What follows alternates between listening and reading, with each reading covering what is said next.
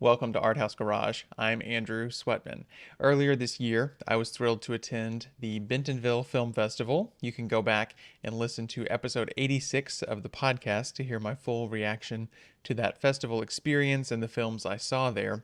But one of my favorite films at Bentonville was today's film, God's Country.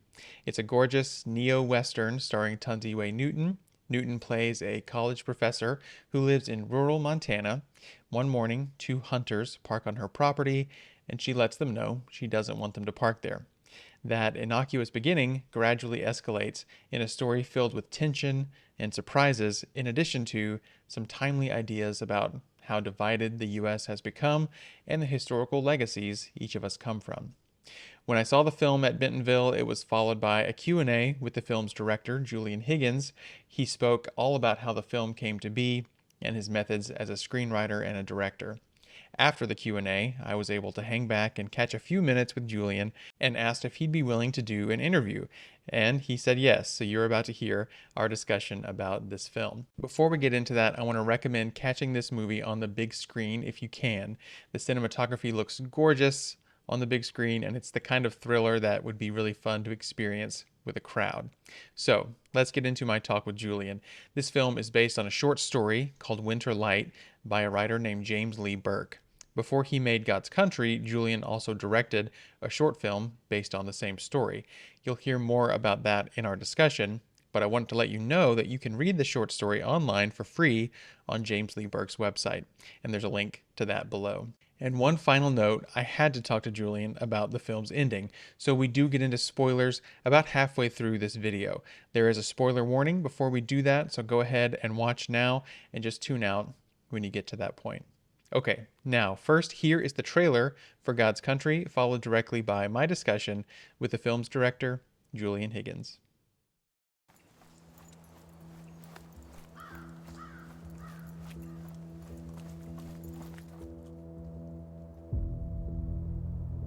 Did you see a red truck this morning? In the canyon. It was parked in my driveway. Probably hunters, right? I don't know.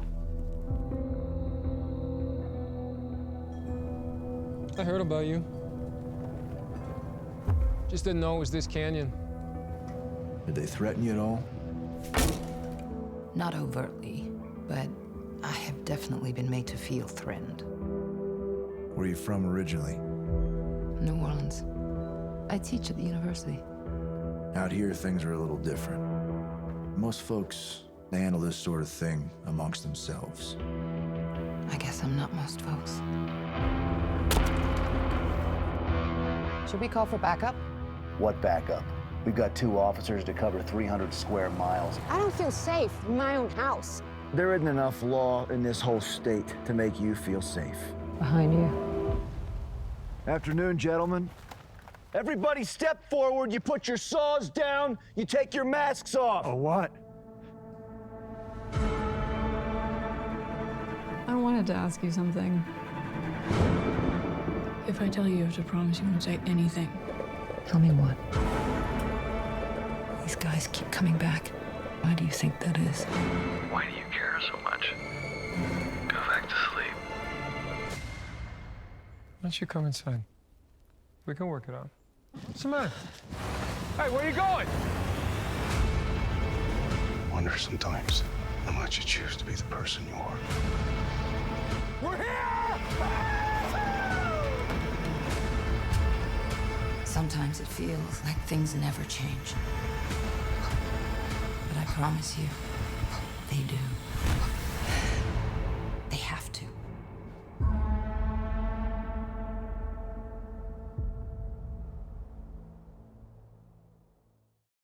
Julian Higgins, thanks so much for joining the show today. How are you? I'm very good. Thank you so much for having me. Yeah, absolutely. I'm so excited to talk to you. So I had the great pleasure of seeing God's Country earlier this year at the Bentonville Film Festival.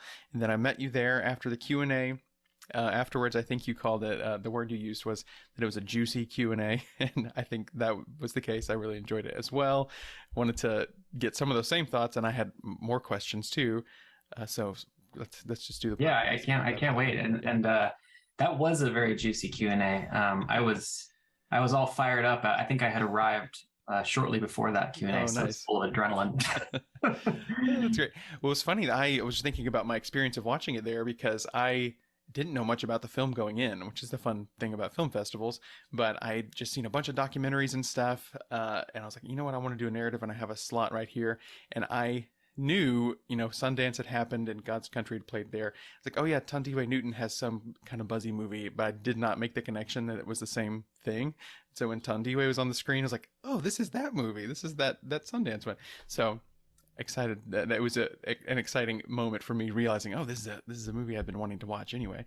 So yes. Yeah, I mean, we didn't have a, we got acquired out of Sundance by IFC, and we didn't have a hugely long window to do festivals. So I was very happy to get to go to a few festivals and actually engage with people in person. And then you and I had a great conversation afterwards, so that was nice too. Yeah, and it was a kind of thing where I was like, okay, I have other questions, but we'll save it for the podcast. And so now we're finally here. And here we are. Yeah. Well, when I think about the experience of watching God's Country, what I remember the most is the tone of it and kind of the tension of it. And it's kind of propulsive, feels like it's leading up to something. So my first, I guess, general question is, how did you achieve the tone? How did you think about that as you were creating it? And was there anything, films or filmmakers, that influenced you as you were developing the story? Yeah, I mean, that's a really great question to start with, because it's actually, tone is one of the more complicated things to talk about, I think, because I am not entirely convinced that tone is a conscious decision. I think it's a confluence of a lot of different things that happen during the making of a movie.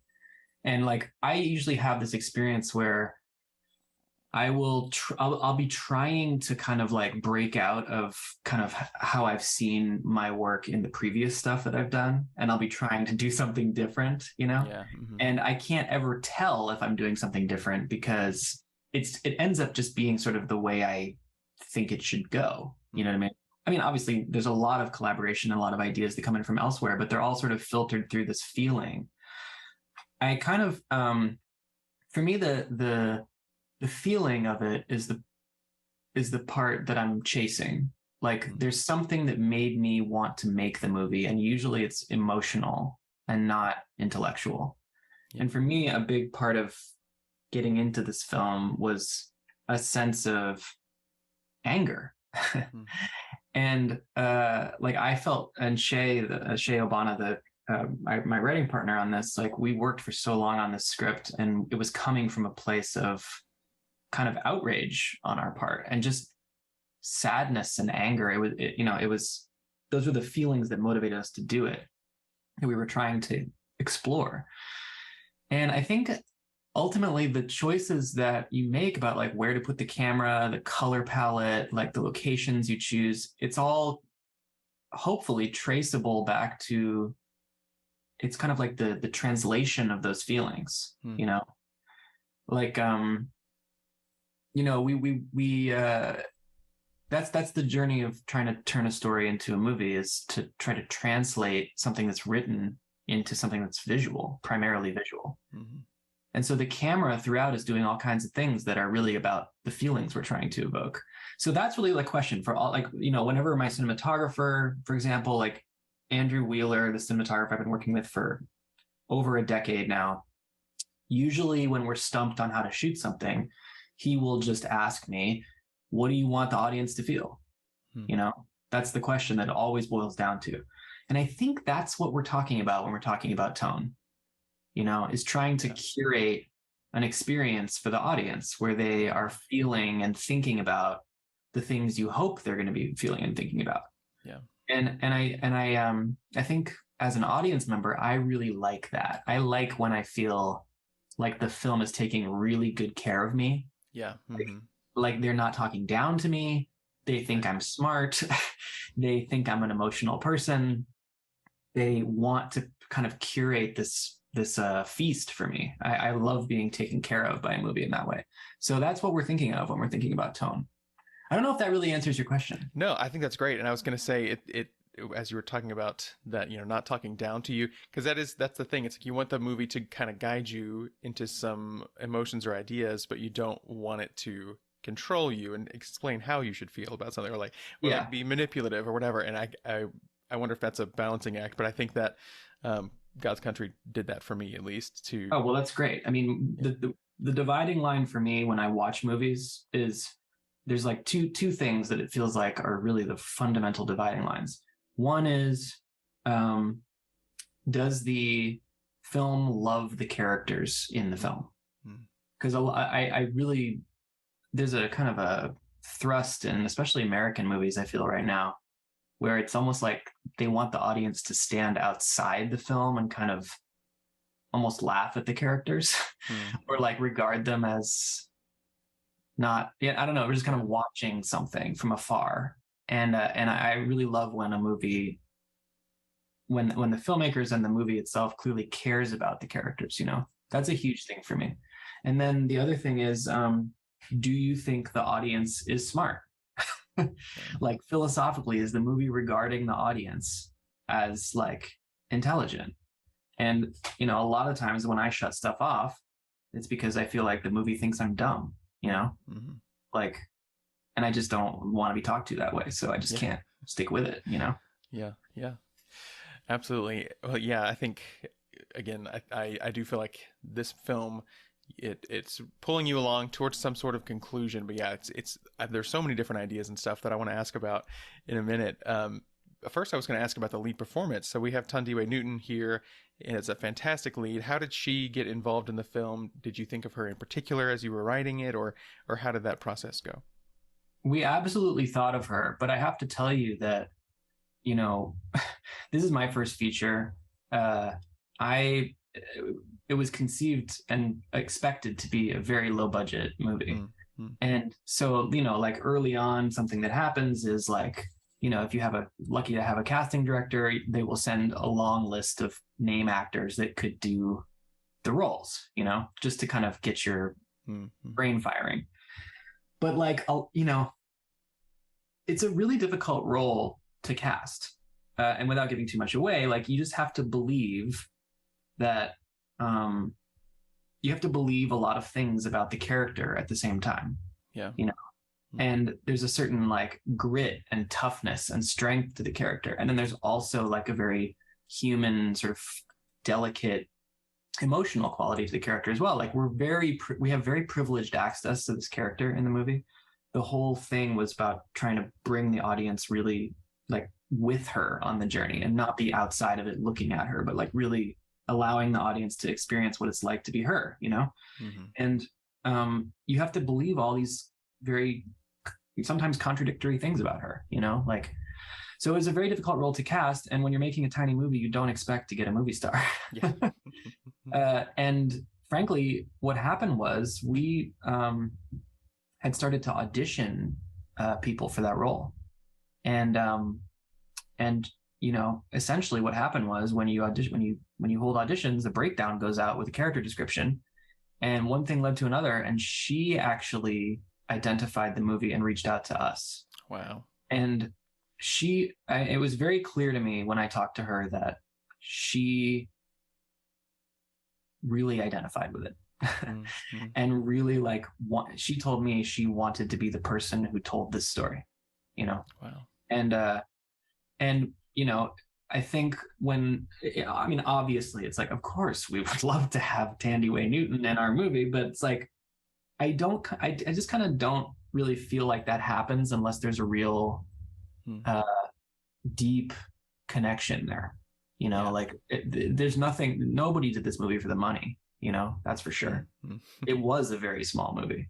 So the only reason people were doing it was because they actually thought it was a worthwhile project, which I take a lot of, comfort in. Yeah. I really don't love when people treat things as gigs, Right. I want to encourage and create an environment where people are really investing in what we're doing and becoming passionate about it. And she had that from the very beginning. So it's just kind of one of those things where we just kind of said yes to the incredible things that were happening. Yeah.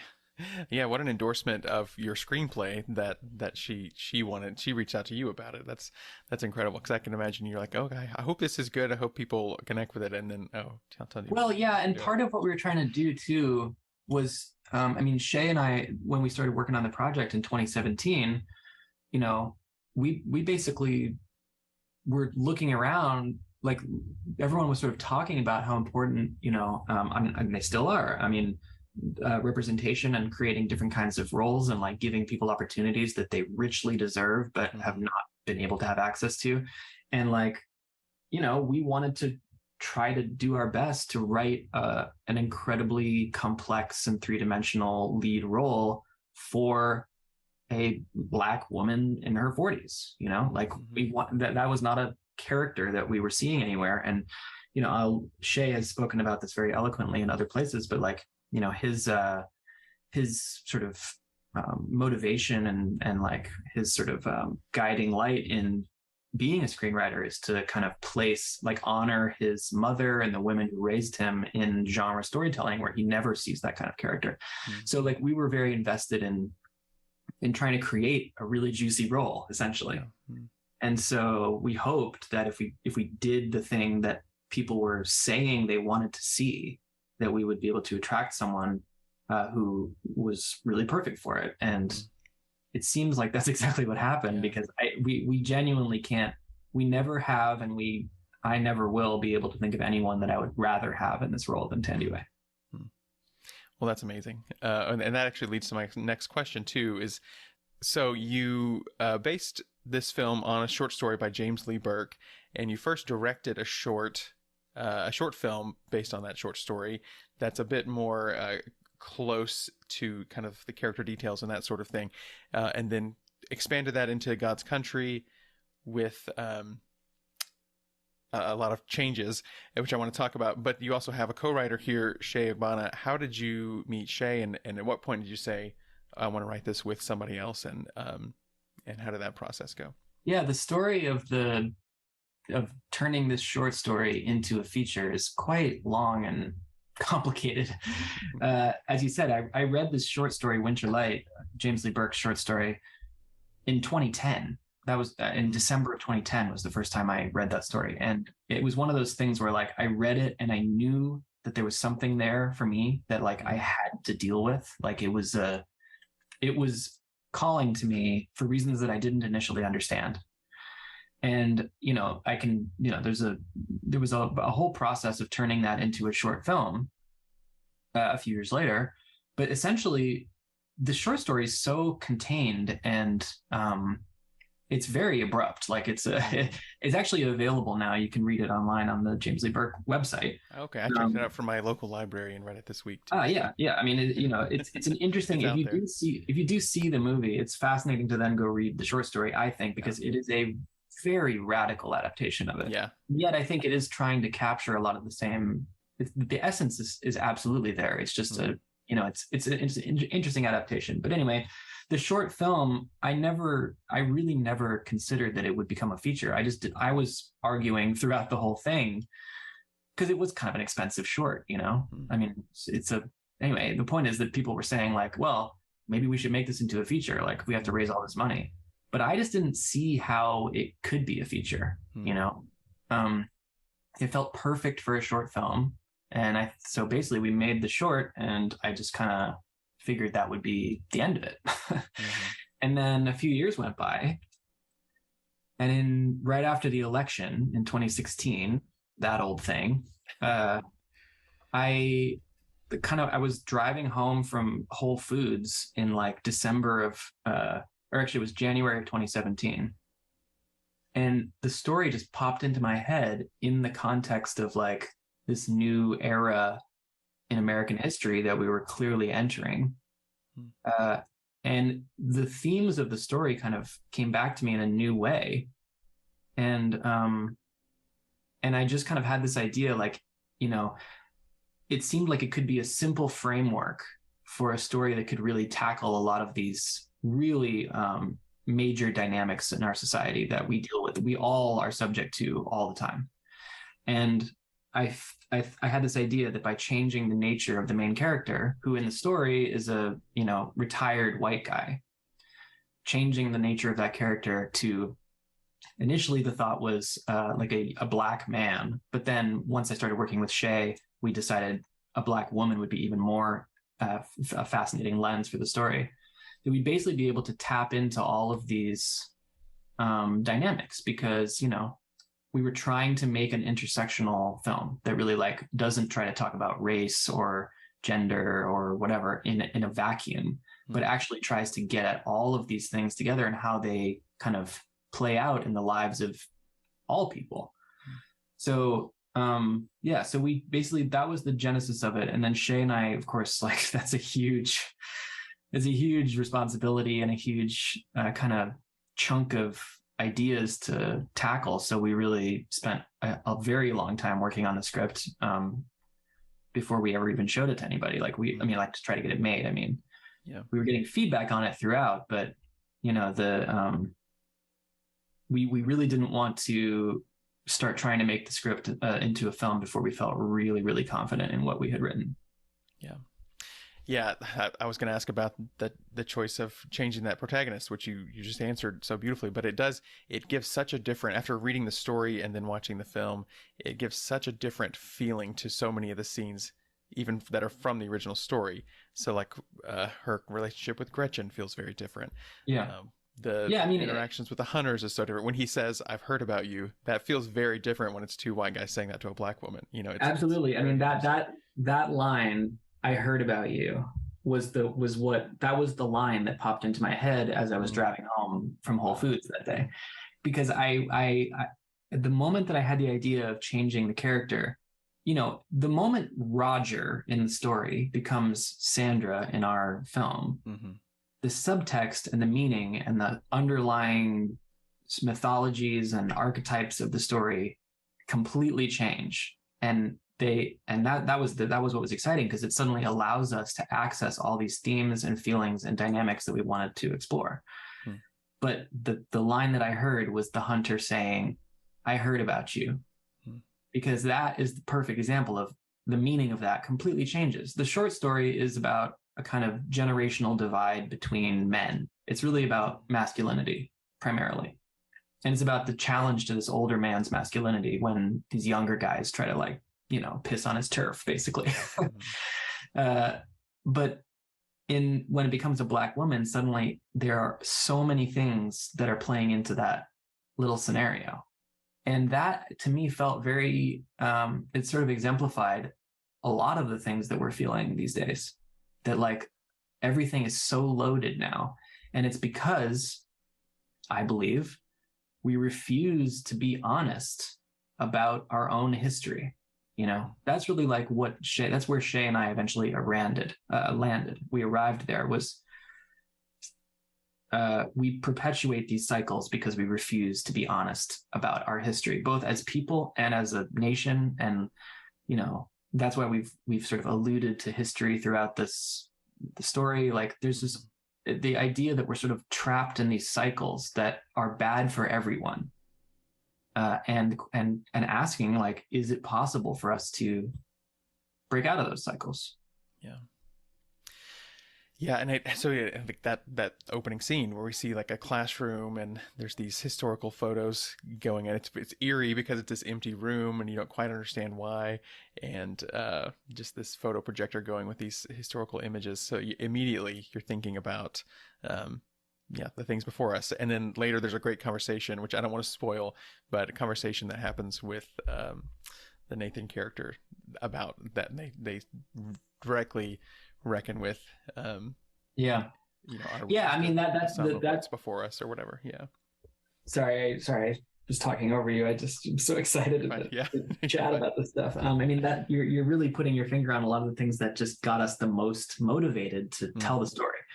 Because for me, what was so fascinating, and I've kind of dealt with these things independently in things that I've done before, but this is the first time I feel like they've really come along jointly, is a kind of mirroring and like commentary back and forth, like a dialectic between our historical story and anybody's personal story.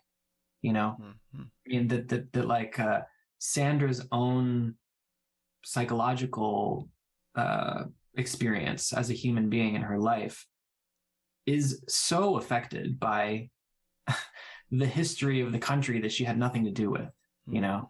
And that's the case for all of us. And you know, we wanted to basically try to make a story where the challenges of being human, no matter which character you're talking about, are in this context that is bigger than everyone, you know, and have the audience think about both at the same time.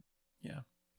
And that's, so actually I was going to ask about, you know, with a feature runtime, you're able to flesh out these characters so much, and there's characters that don't appear in the story show up in the film, so some new characters. But I think the one that was the most interesting for me was the character of Nathan, who's sort of the primary hunter, the older brother, I think, of the two of them. And we really get to know him more. And it's talking about the 2016 election. When I first saw the film, you know, they drive up in this red truck, and I was thinking the color red is kind of a little more loaded, thinking about like MAGA hats and that kind of stuff.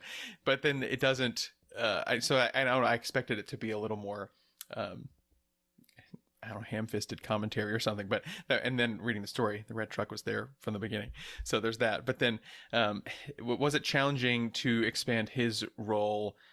You know, from the story, he's just kind of a menacing presence, but we really get to know him. We see his day job, and that's when we first see him in that setting. It's so startling. It's such a difference from what we've seen with him, and then seeing him later in different settings too. How did you flesh that character out? What was that process like? Well, first of all, thanks for such a careful engagement with all these things. The story, the film. I mean, it's really awesome to engage with you about this. Thanks. Yeah, I mean, basically, one of the things that I was, you know, I have a complex relationship with the short film that I made of this story. One of the things that I felt was a bit disappointing about it for me was that I wasn't able to render the so-called bad guy characters, these two hunters, as complex human beings, really. Like, at the end of the day, they are sort of like the black hats, you know. And I think it's also it doesn't support the motivations that we had in telling the story to, you know, make them just villains, you know. I mean, everybody in the movie has to be seen by the audience as a three-dimensional human being as much as we can manage, because then it becomes more challenging, you know. You have to think more about it. And we really made the movie to try to challenge the audience out of their comfortable understandings of where they sit in this very polarized media consuming environment that we live in. Everyone's looking for those little indicators that are going to tell them what they're supposed to think, where they're supposed to align in relation to something. I mean, sometimes I read log lines for a movie and I already know what they're trying to tell me, and I don't even feel like I need to see it, you know? So Shay and I were really trying to like remove those indicators so that the audience would really have to kind of really consider what this all means in a different way than if it was easy to like identify, okay, those are the bad guys, these are the good guys, you know. And at the same time, while that's all happening, we also want you to really identify with our protagonists, you know? So it's not an either or. Like, we want you to care about and understand all the characters, but we want you to care the most about our protagonists.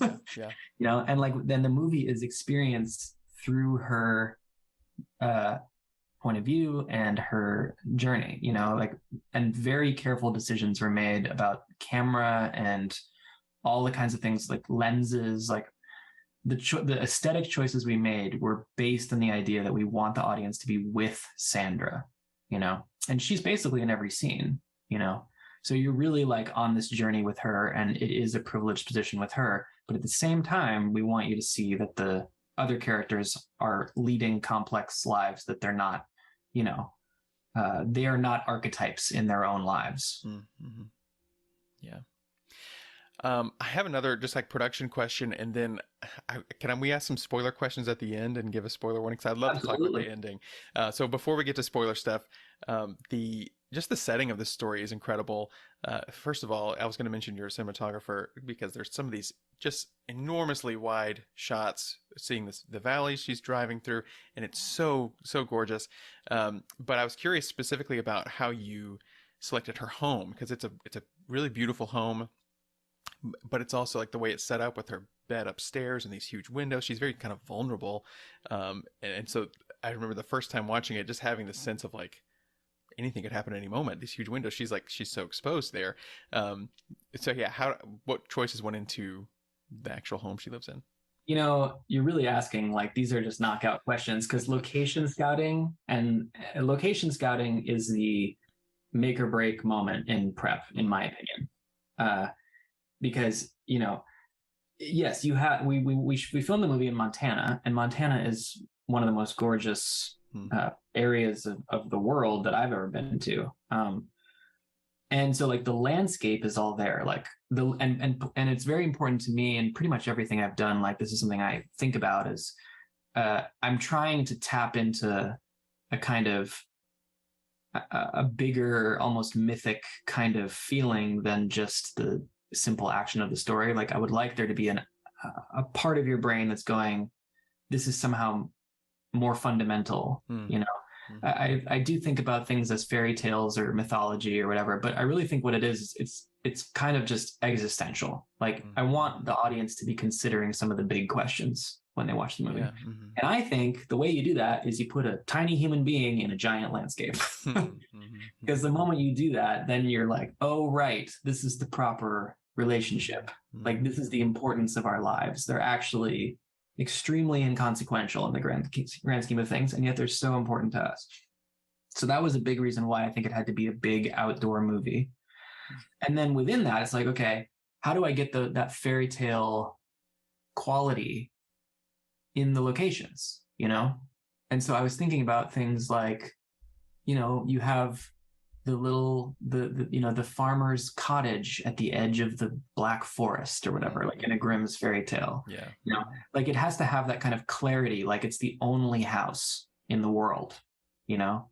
Like there's a long road that leads up to it. There's a house at the end of it. And then behind that, it's the wilderness, you know?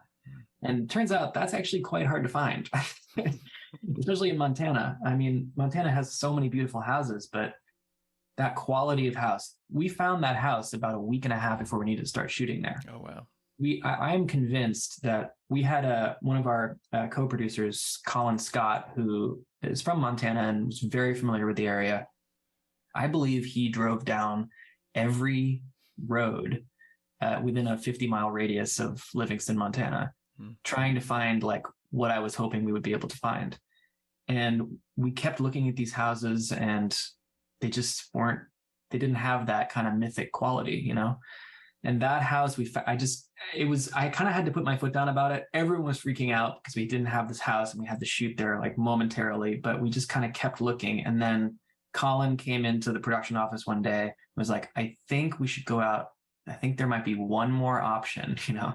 And we drove out there with our fingers and toes crossed the whole way, you know? And when we got out, it's very clear, like, oh yeah, like this is it. You know, you just kind of know if you're, and of course it was a huge pain to shoot there because it's way out in the middle of nowhere. It's totally exposed on that side of this mountain. It's tiny inside. There's nowhere to put anything, no equipment or, you know, very inconvenient. But when you find the place, you kind of have to go with it, you know? And yeah, that house was, I mean, the kind of sense of, you know, this is the feeling she has, is that she loves this landscape. Like it makes her feel free in a way that she has not felt free in so many ways. And yet it's also very exposed. She is really on her own. She kind of has to handle anything that comes up in this landscape on her own, you know? And anybody who's lived in a place like that, I grew up in rural New Hampshire, you know, but anyone who's lived in a place like that understands that dynamic where you're just in love with the place and you get so much from it, but it's also like not terribly safe for you if something goes wrong. Yeah. And that's a really essential dynamic because there is a sense of not being safe that kind of runs through the whole movie. Yeah. Yeah. And I was just thinking too, like so she at one point calls the police and they have some interaction. She goes with him, but then when he kind of pushes back, at some point he's like, there are 2 police for this 300 square miles and one of them is gone, so like it's me, and that puts into perspective too, like she really is alone out there. And yeah, so that's a great moment too of realization. Yeah, and that touches on something that was we haven't talked about yet, but you know, the primary genre of this as we were writing it is the Western. You know, I mean, we have all the Western scene types and character types in here, but they're all just a little bit flipped from how they usually are. But there's a sheriff, there's the bandits, there's the homesteader, there's the town with the mayor, there's usually a school teacher. Like all these kind of character types that happen in a Western are all in this movie. And we wrote it very much with the Western in mind, but just trying to like reveal how Westerns carry ideology and just kind of flip it a little bit, you know? Yeah, and it's very kind of modernized in that way. So what you're saying too about like loving this place but feeling the danger, that kind of reflects her professional life too. And some of that I'm getting from the short story, because in the monologue there, it's like you can tell he loves the character, the protagonist in the short story, loves connecting with students and probably loves his job, but the environment, like the dean's board and all of that has become so challenging to him and to her in a different way in God's country.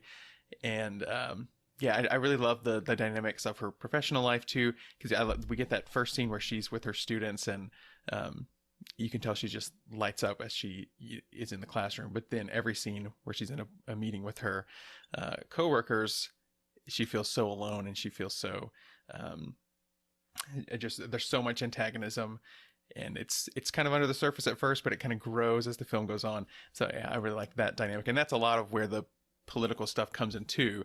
So as far as the political side of stuff, I feel like I had more questions, but really I was surprised with so like the identity politics comes up in that setting, but so knowing that you had expanded this, when I read the short story, I was surprised a lot of that actually is there, or at least some of the main things that feel like very 2022 about this film were there from the without spoiling anything. But yeah, no, I mean the short story was written in 1992, but anyone who's taught in higher education, including James Lee Burke, including me, including both of my parents who were college professors, knows the kind of political shenanigans that just go on in those kinds of like very cloistered environments. And it's not just higher education, it's any kind of like deeply ingrained institutional setting. You know, it's very, very hard for things to change. The longer an institution's been around, the harder it is for it to change, you know, as we see on a national level.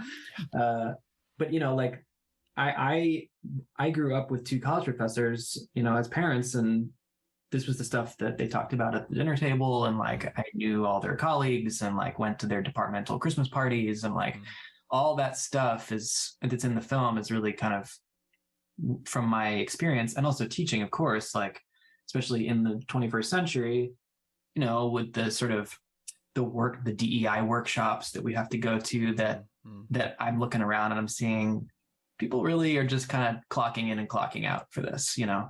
They're not really clear how to connect it with like what they're actually doing on a day-to-day basis, and all these kinds of things that are well-meaning, but you know, it's like it's hard to get the message across, you know. And so again, it was like, we want to express these things without like talking at you about it. You know, like, this is what's going on in their lives, in our character's life, you know, and she knows how she feels about it. Yeah. And, you know, she's kind of taking care of herself, you know, like I feel like she's someone who believes passionately in the importance of what she's doing as a professor, but the bureaucratic stuff, she can definitely take it or leave it, you know. Yeah. And I think she's someone who does what she's doing for very clear reasons, and she wants to kind of go in do it and leave and not get too involved with all the other, the horse race kind of departmental politics stuff. Yeah. Well, I think all my other questions are spoilery. So at this point, okay, great. Let's do it. Let's do the give a spoiler warning. So if you've not watched God's Country, please go see it and then return to the podcast as we talk about the ending. But one of the things I wanted to ask you about was, so first, now that we're in spoiler territory, one of the things that was so interesting, going from the short story to the film, is the Gretchen character and that plot line. And like, that's such a different feeling when it's her and Thandiwe Newton in the scene versus the older man in the story. But yet, how did you go about? I mean, you basically, it's very similar. Like, I was surprised how close it is to the original story, seeing how much everything else changed. But how did you go about bringing that scene, like the confession? Confession's not the right word. Yeah, I mean, in the short story, the character exists in one scene, and a lot of changes were made, but essentially the dynamic of the student who has been made to feel uncomfortable working for the chair of the department, through him basically kind of like in a very kind of gray and unclear sort of way, it just feels like he may be coming on to her, and some, he's put her in a very uncomfortable position, and she doesn't like it, and she doesn't know how to handle it, especially with the power differential, So she goes to her favorite professor to ask not really to ask his advice, but just to kind of like, as a friend, share what happened, and she clearly wants to on some level, even though it is very uncomfortable for her to talk about. In the short story, with an older man and a younger, woman, there's a dynamic where, and the short story being so much about the struggle that's happening inside the guy, about the kind of the sort of animal instincts and the higher ideals. Yeah, he's very kind of sexually frustrated. He's years of divorce, so he has these uncomfortable feelings towards her as she's telling us. It's a very complex. Yeah, and really it's enjoyed it. It's incredibly sort of insightful about how heterosexual men balance their desires and their responsibilities. Like, it's actually kind of a pretty amazing scene in the story. Yeah. But he's aware of the fact that he's attracted to her, and he's also very protective of her and furious at his colleague for putting her in this position, and he's trying to like balance all those things. And he's kind of an anti-hero in the story, And in our movie, like, I think Shay and I were really excited and challenged and inspired by the idea that it would be a totally different kind of conversation when it's an older woman and a younger woman who are both, in this case, women of color as well, which is a change from the story too, on both of their accounts. It's a really challenge. It's a challenge for us as, men writers to kind of write that scene, and we wanted to kind of like explore what it's like when the older woman knows exactly what's going on, doesn't even need it explained to her, and feels so many things because of this younger person who she feels very protective of, comes to her with this information and just totally understands like the bind that puts her in. Yeah. And then, so that was sort of like our challenge in writing that scene. I don't know if that's kind of... Yeah, no, that's fascinating. All of that. I love it. Yeah. And I was just going to say, in that scene too, that scene and then the final scene, Thandiwe's performance is so... like, you can see all the things she's feeling, how complex that all is. And like, I just don't know how many actors can pull that off. But so that was a great example, that scene between Thandiwe and Tanea Beatty, who plays Gretchen. That scene was a great example of how their performances were so good that we could take away a lot of dialogue. That scene was a lot longer on the page, but they were so kind of in tune with what was happening that we were doing so much more with just these sort of silences and the glances they take at each other. And Thandiwe, I that is some of her best work in the whole movie, that scene, in my opinion, because her transition from like not knowing what this conversation is going to be about at all and kind of expecting it to be pleasant and like a break everything else, to a place of just rage, and it all happens completely under the surface. It's so incredibly subtle. That was kind of one of those moments where like I just tried to not get in the way of the amazing work that she was doing. And we that entire scene, which is probably a 3-minute scene or something like that, it's 2 close-ups. It's a wide shot of the table. That's it. That's what we shot. That's the only thing we did. I think we did 2 takes of the wide shot. We did 4 takes of Thandiwe, 4 takes of Gretchen. Wow. Of Tanea. Because, when it's working, when the actors are that engaged and that in touch with each other, you don't need to gussy it up with all kinds of junk, just let it be, So I'm really proud of how that scene turned out. Yeah, Tanea is so amazing in that scene too, and just how uncomfortable and like the words are just like barely coming out. It's a really great scene. Well, the thing that makes it so torturous is you already know, like before anybody says anything, and so what we realized was they don't really need to say anything. Like once you get a sense of what it is, you don't actually need to have her explain anything. So we ended up trimming that scene and letting it play much more as looks than as dialogue. Well, one other, now that we're in spoiler territory, thing to ask is the backstory for Sandra's character having to do with Hurricane Katrina. But that came out of left field for me when I was watching it. I was like, oh, that makes so much sense, and now we really have a much more full picture of her. But what is amazing is that there's these cut scenes throughout the beginning where we see this rushing water and we don't really understand what's going on until we have that context. And so then we see that again just a few minutes later. I think rewatching it, I was like, oh, this is amazing, because she goes home, sits down, and it's like now she can finally reckon, and now we have this other flashback, and now we understand.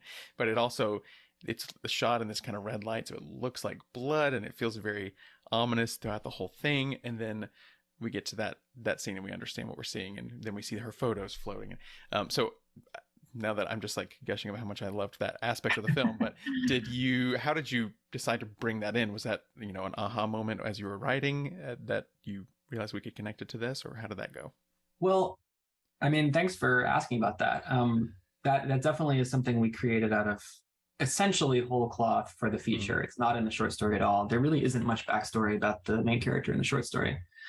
But first of all, when you change the character from a 70-something white guy to a 40-something black woman, as I said, everything else has to change too. You can't just like flip the gender and the race and suddenly be like, we're done. And so we really had to ask ourselves, like, why is this woman here? Like, where did she come from? Like, it's funny how much work we did and how many different versions of the character we explored before, landing where we landed. We had all kinds of backstories as we worked on the script for a year and a half or whatever. Essentially it came from wanting to connect her with American history, like her personal story. That is the connection part that we were talking about earlier. It's like we wanted her personal story as a human to touch on some of the major events that have happened in history. And, Shea describes Hurricane Katrina as like the Black 9/11, essentially. And Shea was actually part of the relief efforts after Hurricane Katrina. So he saw a whole bunch of things during that I think really affected him. And when I learn that kind of information, that like he experienced that himself, he wasn't there during the hurricane, but like he participated in the relief efforts. When I hear that kind of thing from a collaborator, I want to bring that into the movie, because that's so much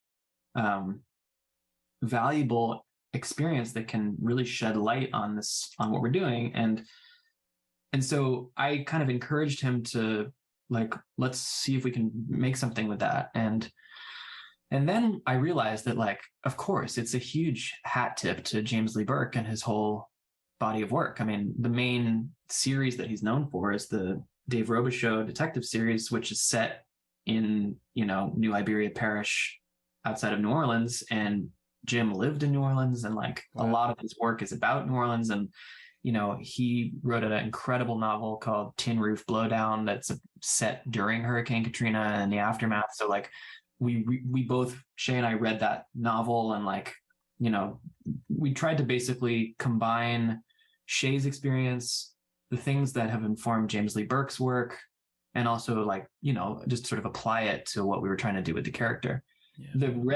The red like cutscenes you were talking about with the water were in the script from the beginning, but it was very hard for me to communicate like what I actually wanted to see. It, you know, it never really made sense to anybody.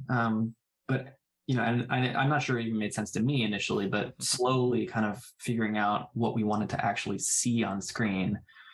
And then of course, along the way, I kind of, you know, I connected the water and the flooding with the sort of like emotional flooding, like sort of the water imagery often goes with a kind of sense of overflowing emotion or like repressed emotion, you know, that's finally, you know, surfaces. And so that all kind of made sense on a lot of different levels to me.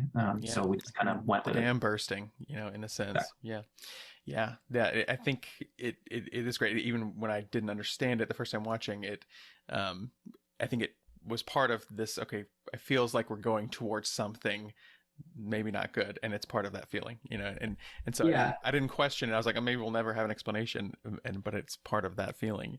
And then of course it's tied in. Great. I'm so happy you said that, because that really is that's how I like movies to work. I like to feel like when I'm watching something that it is going somewhere, what I'm seeing is very intentional, and that I don't necessarily need to know intellectually what's happening.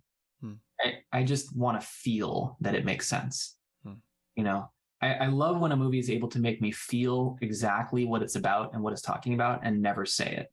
That's like my favorite experience as a movie watcher. And that's what we were trying to do with this. And by the way, not everyone loves that. I mean, I'm glad you do, but like some people really don't like the way the kind of the Katrina backstory comes out. I think for some people it does feel abrupt. You know, we were also kind of experimenting in this movie with like, how long can we withhold information and like keep you curious? Like, our goal was that you would, by the time you found out a piece of information, you kind of already felt it on some level, you know? So then you're like, oh yeah, that makes sense. You know, like another spoiler, like the fact that she used to be a police officer, like that is concealed all the way from the very beginning. Like she's acting like a police officer all the way through the movie. And, you know, but when you find that out, you might go, oh, I was not expecting that. But then, you know, the clues have been there from the beginning. So I don't know whether that's us not doing it properly or just a taste thing. I don't know, but that was our experiment. I like that it provides also this sort of relief or like contrast between her and the sheriff, because he, you know, she says, well, I had to quit. And he's like, well, he assumes that the worst thing that could have happened is that she had to kill somebody. It's like, that's the worst thing you can imagine. And then it's like, no, I was serving my community and they were abandoned. And like that, the emotional layers of that, for that reason, like I think it did kind of come out of left field a little bit, the Katrina aspect of everything, because Katrina's New Orleans is a million miles away from what's happening in this film. Yeah. But then when she explains the layers of emotion, go ahead. And frankly, a lot of people have forgotten about Katrina. Yeah. You know, Black people have not forgotten about Katrina, but you know, people that were not affected by it were able to, and privileged enough to forget it. Yeah. And so I like that we don't actually say that it's Katrina in the movie. Yeah. You know, if you know, you know. And if you don't, I love that it makes you aware that there's something you don't know. Yeah. Like that to me feels important as well. And I love like, what you're talking about, the sheriff and Sandra not really being able to reach each other in that scene. That scene was the scene we worked on the most. That was the scene we rewrote the most in the whole film, because trying to, make it so that they're both grown-ups, like they get what's happening between them at that moment, instead of it being an argument or some kind of fight or explosive thing or whatever. Like it's a big reveal of the backstory. It kind of comes very, very naturally out of an almost like a very, somewhat pleasant encounter they're having. But it's because he can't imagine a situation like that happening in his life. And it's something she lives with every day. Like it is right under the surface at all times. And that difference between them is essentially that's the whole ball game. Yeah, it's a perfect, like, for a white viewer like myself to check your privilege, because like he's never even considered these things that, like you were saying, but it also connects back to, we are all a product of our histories, and it's important to recognize that about yourself too. So anyway, I like that aspect of it a lot. Two more things before we wrap up, and one is something I mentioned in person when we were at Bentonville. I was like, I want to talk about the religious themes of this. First of all, the title of the short story, when I saw in the credits, it's based on a short story called Winter Light, I immediately lit up, because that's one of my favorite movies ever, the Ingmar Bergman film, Winter Light. And so I wonder, even apart from your short or your feature, do you feel a connective tissue between the short story and the Bergman film at all? Or is that something you care about beyond the name? Or I have a theory of my own after, reading the story and kind of doing it, but I want to hear if you have anything to say. Well, it's fascinating that you asked that, because I also triangulate Paul Schrader's film First Reformed into this as well, because like First Reformed seems very relevant to Winter Light as well. The Bergman film, not the short story. I mean, I didn't put my finger on like, okay, I'm going to allude to the Bergman film in this movie or anything like that. Okay. I usually don't tend to do kind of like referential stuff like that, or like quoting movies or trying to, for the film buffs, like connect the dots between movies. I mean, I'm happy to have other people do that, but that's kind of not really how I approach making something. But obviously there is a element running through all three of the movies.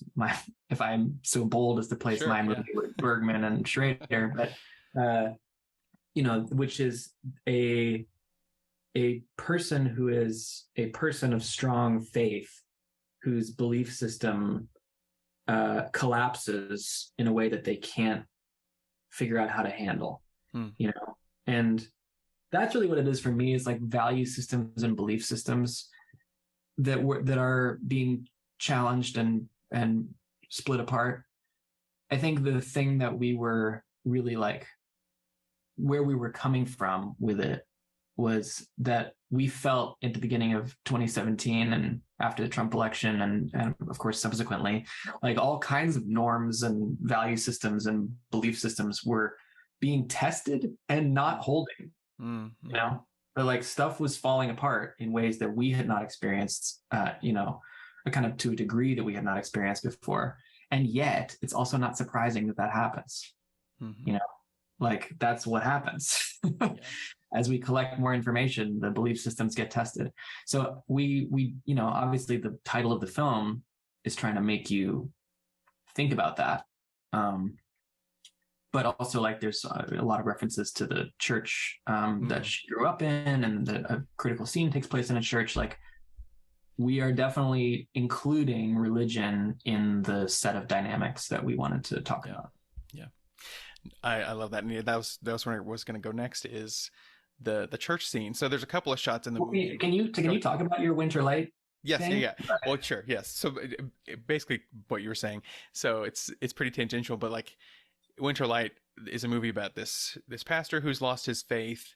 And by the end of the movie, there's something like hope that he will recover a life of faith, or maybe it's faith in God, maybe it's faith in people. It's an ambiguous ending that I really like, but it's like we start the movie and he's entrenched in this lifestyle and he doesn't know, he doesn't believe in anymore. And what do you do with that? And so I think in the short story, we similarly have a person who, you know, he's many years divorced, doesn't have a great relationship with his kids, and he is in a place and he doesn't have any faith in his colleagues anymore, and also like has problems with these hunters, and it just seems like his own view of how life should be is kind of falling apart. Yeah. But at the end, which I want to talk about, and then the ending of your movie being different is kind of blows this up, but in the end of the story and the end of the short film, he is digging a grave for this deer, and the men are coming, and in all three, the story, your short, and the feature, they say we're here, and so like my take on the ending and that line in particular is, you know, the world's an ugly place, the perpetrators are here, like they're going to be here, but the act of burying this deer is sort of symbolic of. And that's why, like you were saying earlier about the fairy tale nature, it feels almost like a fable in some way, that he can try to do the right thing. He can try to be better and change, even knowing that he's doomed. Like it's going to be his doom, but he can be a better man. Or in the case of Sandra, she can try to do the right thing. So with the ending of God's Country, that is more complicated, because I like that we open with this scene of her telling, or not in the very opening, but near the beginning, talking to her class about like, when you see the problems in society, this is the moment that you need to get started. Here's like, it's just this very hopeful and energizing talk that she's giving. And then that ending where the perpetrators have not bettered themselves and they're here burning her house down. She's trying to do the right thing in this moment. And then the final scene where she murders them. So it in a way, and maybe I'm misreading the ending, but it feels like not the most hopeful ending, that you know, she wants people to be better and things to be better, and has this belief, and then it's sort of is crushed by the end where she becomes the killer at the ending. Yeah, I mean, you did such a good job kind of going through the whole thing. I mean, I when we had our Q&A after the premiere at Sundance, that was the first question was about the ending. And I declined to answer the question because I do on some level feel like it's really not, you don't need to know what I'm trying to say. And frankly, I don't know that Shay and we like the fact that it's very challenging, you know, like we didn't want there to be a pat, you know, tidy, resolved ending. I mean, we also conceived the movie along the lines of a kind of great tragedy, you know, like we see it as a tragedy. And you know, the short story ends when he's in the midst of burying the deer and the hunters show up at the house, and you don't know what they're going to do. But the last line is the hunter yelling to someone else, "We're here," like, which takes on a sort of symbolic quality. And that's it. And I actually thought my copy of the short story had been misprinted when I finished it, because it was such an abrupt ending. I was like flipping the pages trying to figure out what happened. Yeah. But the point is that this, like, structurally, the character makes the good and moral choice, which is, you know, because the character in the short story and in the feature has the instinct to go punish the hunters. And so, like, Sandra goes to the bar with the gun in her pocket, wanting to take vengeance on them. And when she gets there, sort of fortunately for her, she is able to kind of intervene with her own intentions. Like her superego comes into play right there. And she's able to stop herself from doing something that she would regard as deeply immoral, unethical. You know, she doesn't want to be that person. So we see her making the correct choice there, the correct, in air quotes, choice. Yeah. And then she comes up with an alternative, which is to take this thing that they are not entitled to and return it to the place that it belongs, and like give this deer a burial, which is, you know, it's kind of like a bit of a wild thing to do. Like, you know, she's in a heightened place emotionally anyway. It kind of makes sense to her. And I think on some level, hopefully it makes sense to the audience, like at least what the instinct is. Yeah. And so we see her doing that. And I like the idea that there might be a thought that in people's minds that could be the end of the movie, you know, that she she made the right choice, and now she's, we're going to get a nice little denouement, and that's it. But honestly, that didn't feel honest to us as we were writing it. That after all of this and just looking around, it didn't feel honest to us that could be the ending, and for various reasons, the movie, we decided the movie should continue and keep playing out after that moment when the short story ends. And I think what I'll say about it is, like, I was thinking a lot about grief in the making of the movie.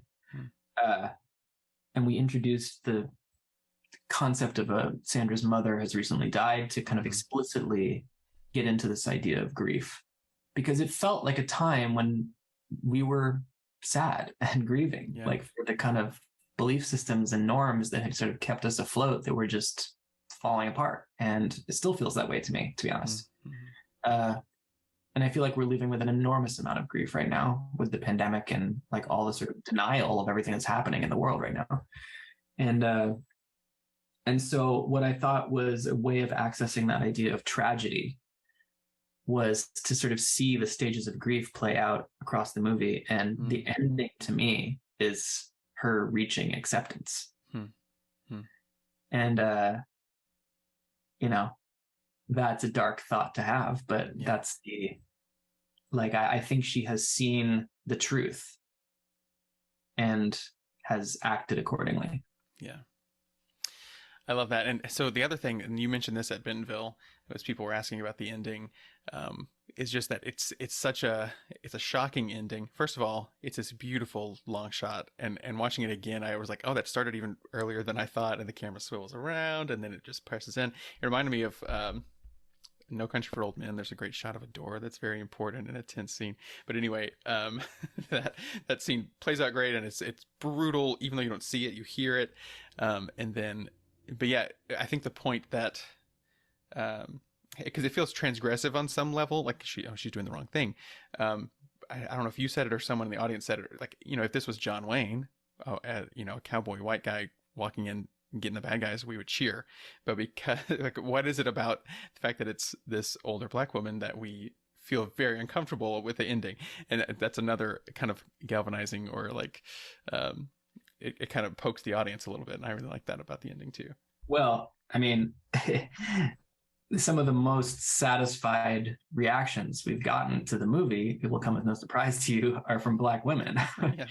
Wow. Because really, that is one of the most radical choices that we could make, to be honest, because, that's not allowed in American storytelling or American life. It's just not allowed. And we all know that, because we all understand how this is supposed to work, whether we resist it or not. We all get it. And so the fact that happens is truly shocking to a lot of people, I think, in a very good way, just because this is what art can do, is allow you to go somewhere that you're not supposed to go, and like see what that's like, and the function of tragedy is to kind of acknowledge the things that we don't want to admit to ourselves, like, and have a kind of cathartic experience of just going to the place that feels like really maybe it's going to be bad, and just like find out what that feels like in a safe space. That's the point of making a tragedy. That's what the Greeks were saying, is to like have this cathartic experience as a community, which, is another reason why I think it's very powerful and a very different experience to see this with an audience than to watch it at home. And that's not just a plug to see it in a theater. Yeah. Of course, you should do that. Yes. But like, it is really kind of amazing to watch it with an audience, because you feel those things happening in the audience too. Like, we had one screening where some people in the audience cheered and clapped, and some people in the audience were shocked and gasping. And then they started talking to each other. Like, someone was like, "Don't clap for that," It was fascinating, So it's really that lets me know that it's working. I mean, even if we've had some people who like stay to the end of the movie and then walk out a little bit huffy, like they're mad that we kind of took them there, but they stayed the whole time. So that's, I'm pleased about that. but yeah, it's not an ending that it's supposed to leave you with a lot to chew on, and hopefully it rewards a second viewing as you understand better like how the kind of the ratcheting took place up to that point, you know. Yeah, absolutely. Yeah, I really like the ending of this movie. The only other thing I was going to mention earlier when we're talking about religious stuff, I jumped ahead actually. But yeah, the scene of the church, when I was going to say first, there's a couple of shots in the movie that I really love where the camera kind of swoops over a hill and reveals something. One later is the tragedy that her dog is dead. But then the first one, you can feel that it's leading up to something. Is driving over these hills, and then, oh my goodness, it's a church. And that's where Nathan is going with his mother. And so that's such a shocking just reveal of that. But then they go in and they have this beautiful conversation where they feel like they're actually connecting as humans. And I love it too, because so I've actually done some stuff on this podcast about like being a person of faith, losing faith, and kind of growing up in very kind of strict faith and untangling that as you grow up. And so this movie really played into that kind of stuff that I really enjoyed, because he says something, do you believe in this stuff? And she says, I used to. And then they both have a familiarity of like, I'm here for my mother. And so I just wondered, as you crafted that scene, and that's also the scene where he says, and I love that it's Nathan that has this line. It's like, maybe we're just a combination of our histories, or I said that wrong, but that's the idea that connecting back to the histories that we can't escape. But yeah, how did that scene come together in your mind? Yeah, I mean, the line, I wonder sometimes how much you choose to be the person you are, is kind of like as close as we get to the statement of the question of the movie, you know. And, you know, I am an atheist, and Shay, I don't want to speak for it all, but I know he was raised in a, you know, religious community in the South, in Atlanta. You know, he was raised in the Black church, essentially. And a lot of his experiences in the movie, obviously. And I think he has a somewhat conflicted feeling about it, but we spent a lot of time talking about all these things about, you know, I mean, we wanted to kind of share with each other everything that we thought could go into the movie from our lives, because that's what this is really about. It's like, this is how making art is how artists process what's going on with them, you know? And so I have never had like a strong identification with any kind of religious faith or tradition or anything, and I haven't felt it as a void in my life either. Sure. But you know, there is something that happens when you go into, you know, a place of worship, no matter who you are, where, you know, your behavior changes a little bit. Like everyone gets a little bit quieter, and everyone sort of like knows that this is a very special place for other people. And like when Nathan drops an F-bomb in there, it's like, oh, why do you yeah, if you're a decent human being, like, you know, who's not a complete selfish, you know, twit, then yeah, you behave a little bit differently in the places that other people hold sacred, you know. And there's something that happens in that church scene that is hard to put your finger on, but what we were hoping was that there's something about the nature of the place that allows this conversation to happen, even though neither of them are really, you know, religious people. You know, and so that is an extremely tricky scene to make work. And I had workshopped it quite a bit with actors before we ever made the movie, and then also, you know, we were using that scene as an audition scene for the Hunter character, so we were seeing that scene a lot. And I got a lot of opportunity to think about how it would work. And like, it's one of those things where like, it just wasn't going to work until we were in a church with the other people there, with the minister doing the sermon, you know, like in the middle of Montana. Like, it just wasn't going to work until all the pieces were there, you know? And as far as conceiving the scene, I thought that it was important to have a scene where we'd conceived this section kind of in the script where she goes into their world and like understands more about how their lives go, like it, you know, which is felt really important to us, that she would have that experience to kind of, and then it's felt like it would be a really a missed opportunity if we didn't give them a chance to kind of have a moment together. And it felt really important to me. I had learned in my AFI first year project, like we did, my third cycle film in the first year at AFI, I had done a kind of doomed love story. And as part of that project, I realized something really important as a storyteller, which is in order to understand a loss or a tragedy, you have to see what was lost. So like in that movie, it was important that you see these people are really perfect for each other before they can't end up together. There has to be a moment where you see this beautiful relationship that could happen in order to feel the loss when it doesn't happen. And so for this movie, it was like, there has to be a moment like that. And it felt like that church scene could be that moment where you see that these people actually have, like if they just redraw this Venn diagram so that they're within the circle that is labeled human beings, that they actually have so much shared experience, and yes, they've certainly lived very different lives, but they have so much shared experience just as fellow humans on the journey, that they could actually bridge the divides if they wanted to, if they really wanted to. They could actually see each other, respect each other, hear each other. They could even conceivably like go get a beer together, and that seemed like an important thing to see. And then the idea was that